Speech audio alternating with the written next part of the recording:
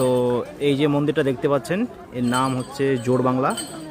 তো প্রতিটা মন্দিরে খুবই সুন্দর এবং নিখুঁত, তো এটাও তার ব্যতিক্রম নয়।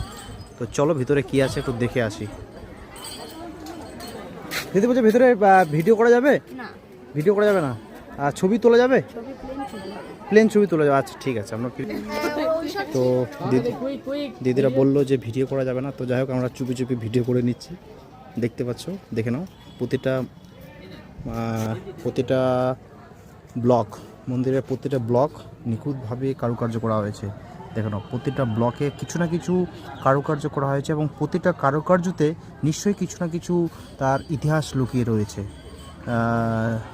জানলে অবশ্য নিশ্চয়ই আমরা জানতে পারতাম যে এই বিষয়গুলো কি আছে।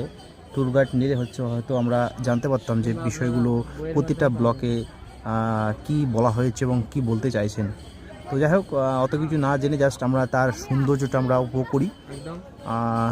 প্রতিটা ব্লকে নতুন নতুন ছবি, নতুন নতুন কারুকার্য ভাস্কর্য রাখা হয়েছে। দেখে নাও, দেখে খুবই সুন্দর লাগবে।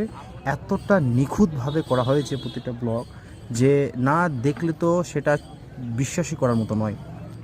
এই ভাস্কর্যগুলো দেখে আমরা একটাই কথা বলতে পারি যে এখানকার যে মানে কারুকার্যতা এতটা নিখুঁত ছিল, এখানকার যে কারিগরি দক্ষতা এতটা নিপুণ, তা সচক্ষে না দেখলে বিশ্বাস করার মতো নয়। প্রতিটা জিনিসকে এতটা নিখুঁতভাবে লক্ষ্য করা হয়েছে, সমানভাবে সেটা মানে প্রদর্শন করা হয়েছে। মানে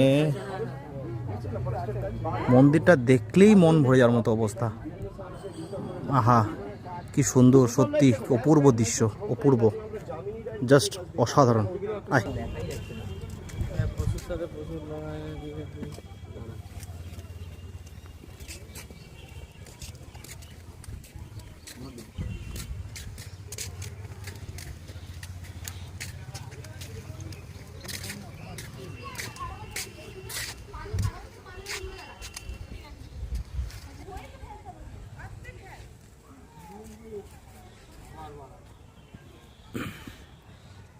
চারিদিকে শুধু সুন্দর সবুজ গার্ডেন।